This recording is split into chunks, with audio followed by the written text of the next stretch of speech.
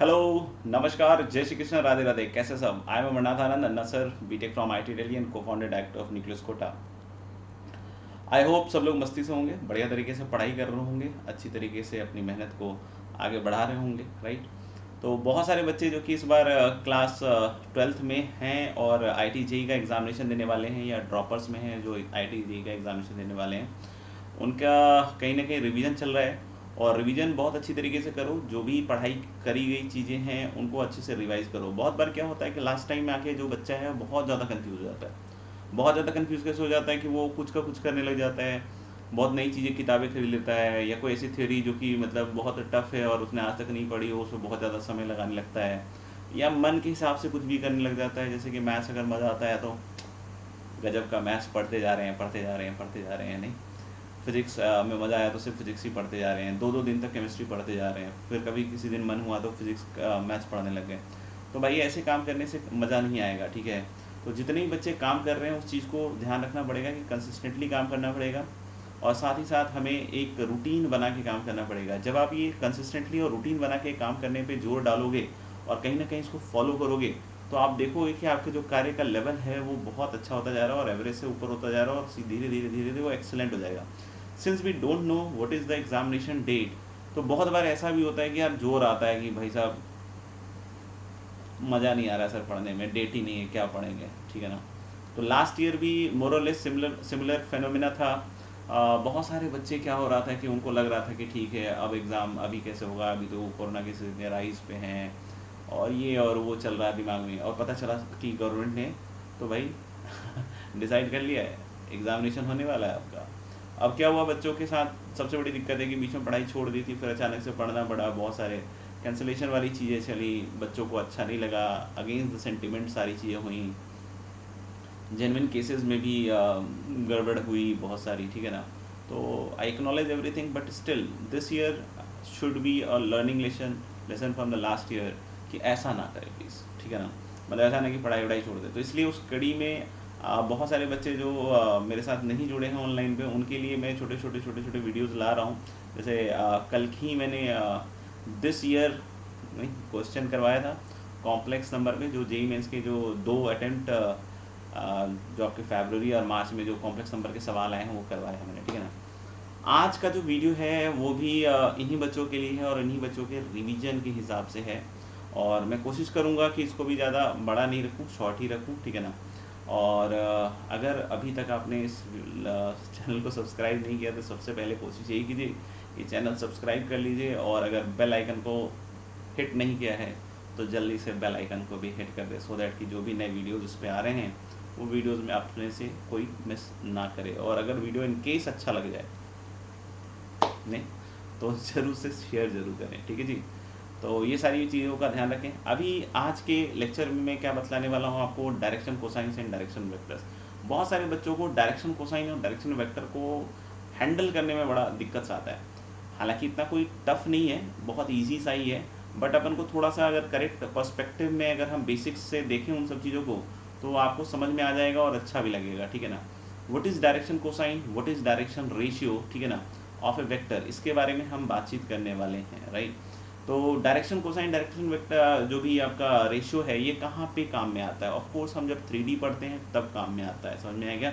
And this is one of the most critical parameter जो हमारी working को vector से 3D की तरफ लेकर जाता है। तो हम चलते हैं डायरेक्टली अब इस बात पे कि how we define the direction cosine of a vector, right. तो चलिए, तो दोस्तों जैसा कि भी मैं बात कर रहा था कि हम बात करने वाले हैं डायरेक्शन कोसाइन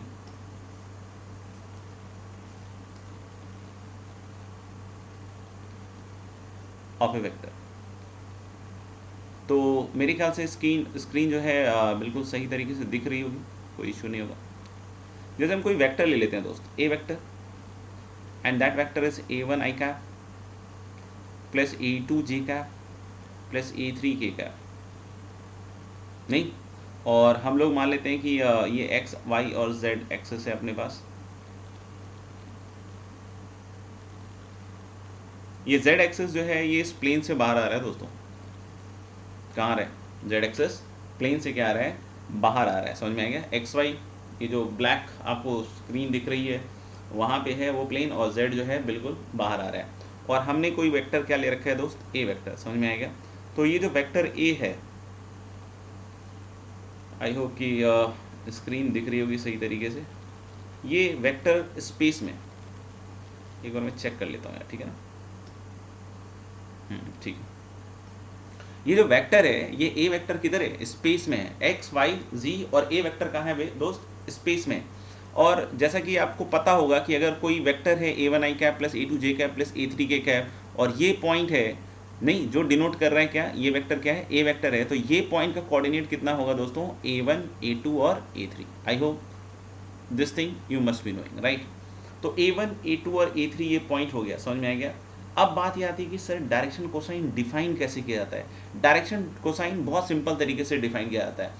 इसके लिए हम लोग क्या करते हैं कि जो वेक्टर है उसका हम positive direction of x axis, minded क्या, positive direction of x axis. वैसे आजकल पॉजिटिव वर्ड बड़ा खतरनाक सा हो रखा है, बट फिर भी हाल ए वेक्टर जो है positive direction of x axis, positive direction of y axis, positive direction of z axis के साथ जो एंगल्स बना रहा है, यानी कि the angle made by the vector A with the positive direction of x axis, positive direction of y axis, positive direction of z axis, they are called as direction angles, they are called as, फिर से एक बार बोलना साथ में, direction angles. और उसके जो cosines होंगे दोस्तों वो क्या कहलाते हैं, आपके डायरेक्शन कोसाइन।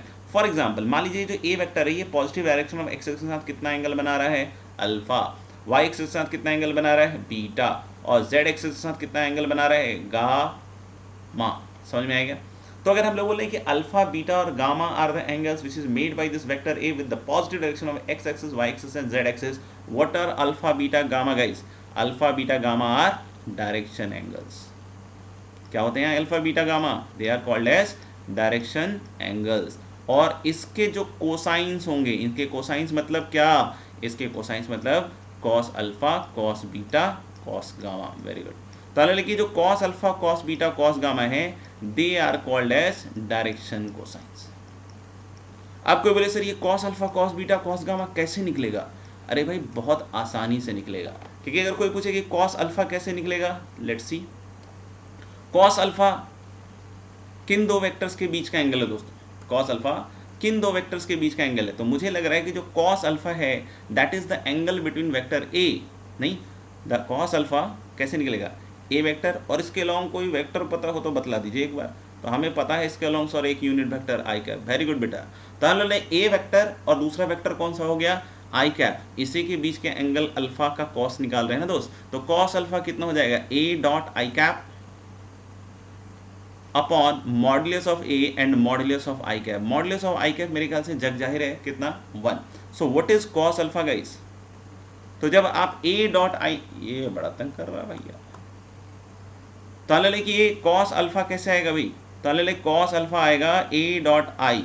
तो जब आप ए और आई के साथ डॉट लीजिएगा तो what you will get from here, A dot I तो a1, नहीं, क्योंकि I dot J I dot की क्या हो जाएगा 0, तो a1 अपॉन मॉड ए। अरे सर ये तो बहुत जाना पहचाना सा लग रहा है। वेरी गुड बेटा, आगे देखते जाओ और जान पहचान बढ़ेगी, समझ में आएगा। दूसरी बात, अगर कोई पूछता है कि सर कॉस बीटा कैसे निकलेगा, कॉस बीटा सिमिलरली, नहीं, सिमिलरली कॉस बीटा किससे निकलेगा भाई, ए का इधर के लॉन्ग बताओ कोई एक यूनिट वेक्टर, जे कैप, शाबाश। तो ले जे कैप, तो ए डॉट जे कैप डायरेक्ट लिख दूं क्या, ए डॉट जे कैप कितना होगा, a2 अपॉन मॉड ए। और ऐसे ही कोई पूछे कॉस गामा कितना होगा भाई, तो cos gamma is going to be a3 upon mod A. तो क्या direction cosines cos alpha, cos beta, cos gamma आ गए? Yes. Cos alpha, cos beta, cos gamma को ही इन शॉर्ट इस तरीके से रिप्रेजेंट कर दिया जाता है, एलिमेंट। आपने देखा होगा कि डायरेक्शन कोसाइन जनरली किससे रिप्रेजेंट किए जाते हैं दोस्तों, LMN। तो बहुत सारे बच्चों को लगता है कि यार डिफाइन तो किया था cos alpha, cos beta, cos gamma, और लिख के दिखाते हैं क्या, LMN। तो बस ये समझ लीजिए आपको कि पेन बचाने की स्कीम है, समझ में आएगा। कितना लंबा लंबा लिखने से अच्छा क्या है कि हम क्या लिख दें, LMN, बट अंडरस्टूड है दोनों को। अब जरूरी नहीं कि हमेशा LMN से ही हो, कभी ABC से रिप्रेजेंट कर दिया, कभी L1 M1 N1 से रिप्रेजेंट कर दिया। तो क्वेश्चन के लैंग्वेज को पढ़ना पड़ेगा कि whether it has written direction cosine और नॉट, राइट। लेकिन हम लोग बोल रहे हैं कि जो डायरेक्शन कोसाइन है they are popularly denoted as what, LMN। समझ में आएगा। और LMN को अगर थोड़ा सा ध्यान से देखो, या cos alpha, cos beta, cos gamma, जिसको डायरेक्शन कोसाइन बोल रहे हैं, ये ध्यान से अगर देखें तो हम लोग बोल सकते हैं कि ये जो ए वेक्टर है ना, ए वेक्टर कौन सा वेक्टर, ए वेक्टर, बोलो फिर से कौन सा वेक्टर, ए वेक्टर। तो ये जो ए वेक्टर है इसका जो यूनिट वेक्टर होगा, मतलब इसके अलोंग जो एक यूनिट वेक्टर आएगा, ए वेक्टर के अलोंग क्या आएगा, एक जो यूनिट वेक्टर आएगा उसका समझ में आ रहा है? यूनिट वेक्टर कैसे आएगा ए वेक्टर का, बताओ, ए अपॉन मॉड ए, तो उसका हम लोग बोले एक्स एक्सिस के अलॉन्ग कंपोनेंट, वाई एक्सिस के अलॉन्ग कंपोनेंट और जेड एक्सिस के अलॉन्ग जो है कंपोनेंट है, यानी ए अपॉन मॉड ए क्या है, ए कैप है।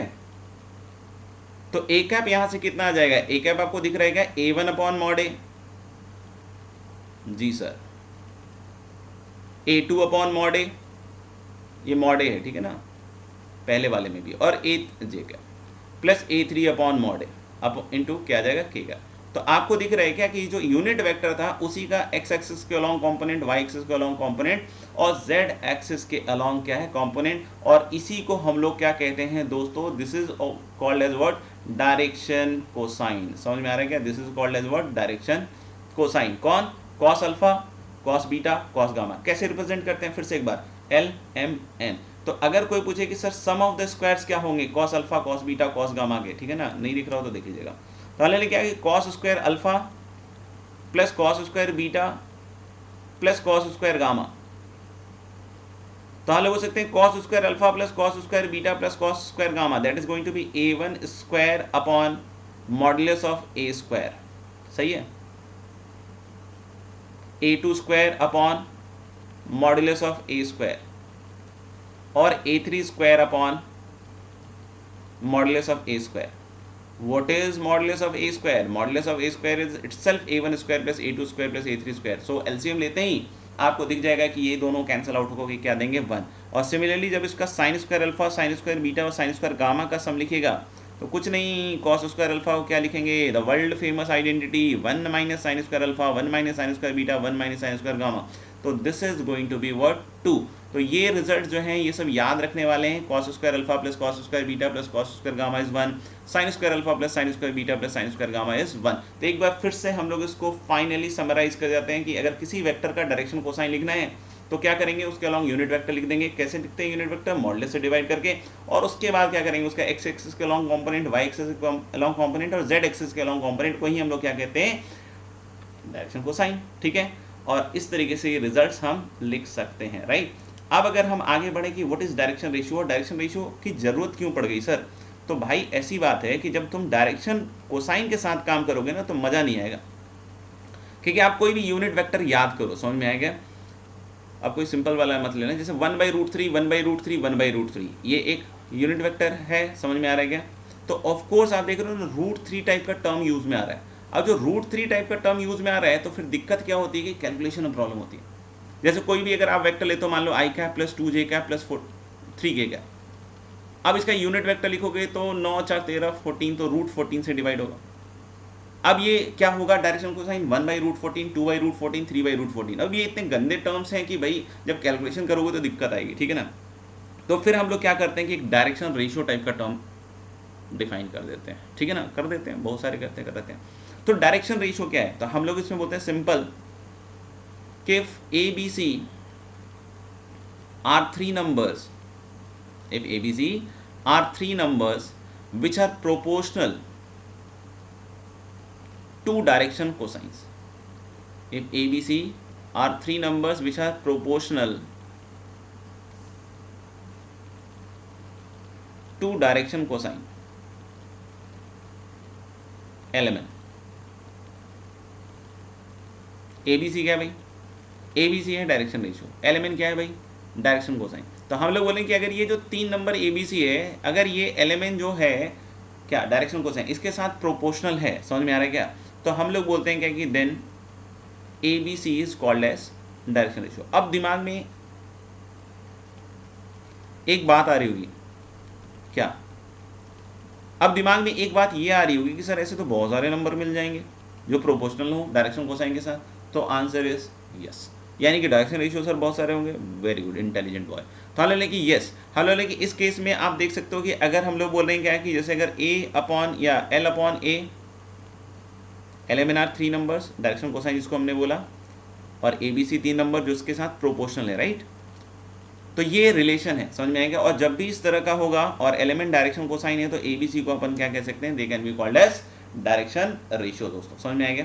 मान लिया this is equal to lambda,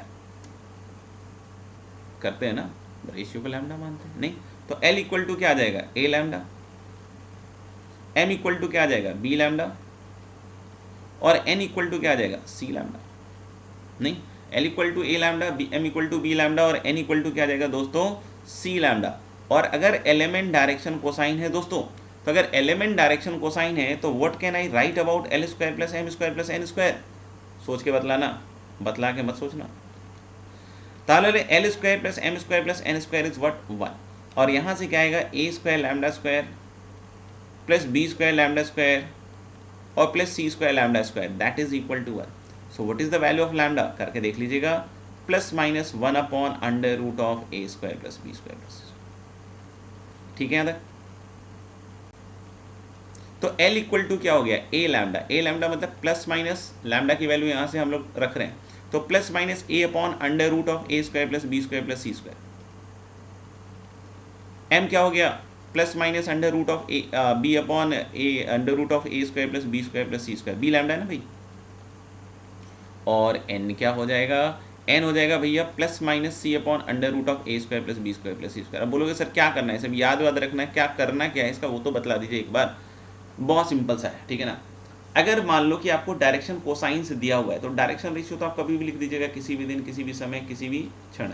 कैसे, जैसे मान लो डायरेक्शन कोसाइन दिया 1/√3 1/√3 1/√3 किसी का, नहीं डायरेक्शन कोसाइन दिया 1/√3 1/√3 1/√3, अगर इसका डायरेक्शन रेशियो लिखना है तो 3 नंबर ले लो जो उसके प्रोपोर्शनल है, 1 1 1 2 2 2 3 3 3, कुछ भी ले लो, सिंपलेस्ट फॉर्म में क्या लोगे आप 1 1 1, समझ में आएगा।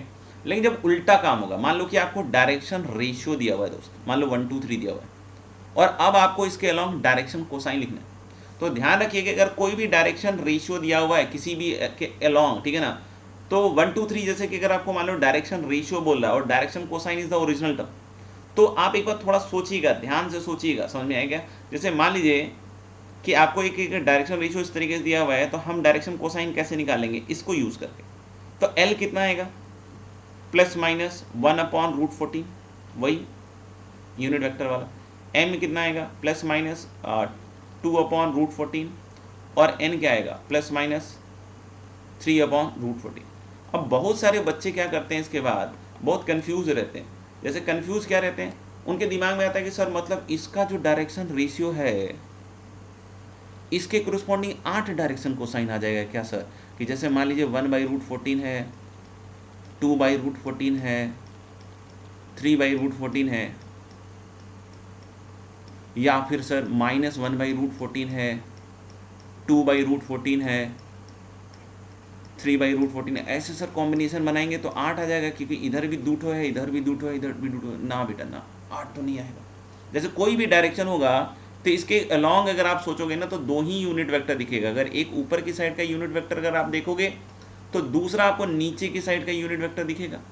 तो यानी आप ये मत सोचो कि यहाँ 8 आने वाला है, ये नहीं होगा, क्योंकि अगर 1 2 3 है तो सिर्फ 2 ही तरह के डायरेक्शन कोसाइन हो सकते हैं, या तो तीनों प्लस लाइक दिस, या फिर तीनों के तीनों क्या हो सकते हैं, माइनस। क्योंकि अगर मान लो कि कोई ऊपर अल्फा है तो नीचे की साइड अगर वही चीज को देखोगे तो क्या दिखेगा आपको, माइनस अल्फा टाइप का। आप समझ रहे हो ना कि माइनस साइन किसके कोरस्पॉन्डिंग हो रहा है। तो इसलिए हम लोग बोल रहे हैं कि अगर तीनों प्लस था ओरिजिनली तो इसमें तीनों के तीनों क्या आएंगे, माइनस। तो सिर्फ 2 ही डायरेक्शन कोसाइन हो सकते हैं, मतलब किसी भी डायरेक्शन के लोग आप थोड़ा सा कॉमन सेंस लगाओ, दिख जाएगा एक यूनिट वेक्टर ऊपर है, एक यूनिट वेक्टर नीचे है। अगर ऊपर वाला अगर 1/√14 2/14 और ये अपॉन 3/√14 है तो नीचे वाला ये हो जाएगा। तो इस तरीके से हम लोग बोल सकते हैं कि सिर्फ 2 डायरेक्शन कोसाइन डायरेक्शन कोसाइन होंगे। समझ में आ रहा है क्या। तो इस तरीके से हम इस चीज़ को अपन ध्यान में रख सकते हैं, right.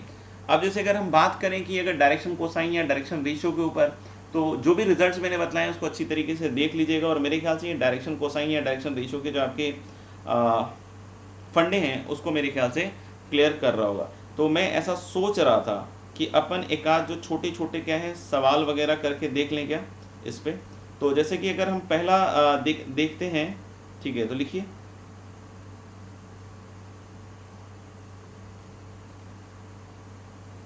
Number of unit vectors.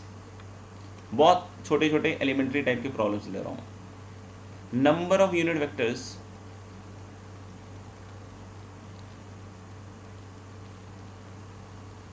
with cos alpha equal to half, number of unit vectors with cos alpha equal to half and cos beta equal to half, तो अगर कोई बोल रहा है कि number of unit vector with cos alpha cos beta half half दिया हुआ है और अल्फा बीटा वही डायरेक्शन एंगल्स दिए हुए हैं, ठीक है ना, तो कितने यूनिट वेक्टर्स ऐसे आएंगे? तो सबसे पहले आपको समझना चाहिए कि हम लोग बोलें कि अगर अल्फा बीटा और गामा डायरेक्शन एंगल्स हैं तो ये डायरेक्शन कोसाइंस हुए ना गुरु, तो यानी cos square alpha plus cos square beta plus cos square gamma कितना होगा? 1। Very good. और इधर से cos square alpha plus cos square beta निकालोगे तो 1/4 प्लस 1/4 और प्लस कॉस स्क्वायर गामा करोगे and that is equal to 1. So what is cos square gamma? This is 1/2 and so cos gamma is plus minus 1/2. So how many unit vectors we will have? 2 unit vectors, one with half 1/√2 and the second one with half and minus of 1/√2. मेरे ख्याल से ये clear होगा, ठीक है ना। फिर एक ट्रू फॉल्स है स्टेटमेंट, देयर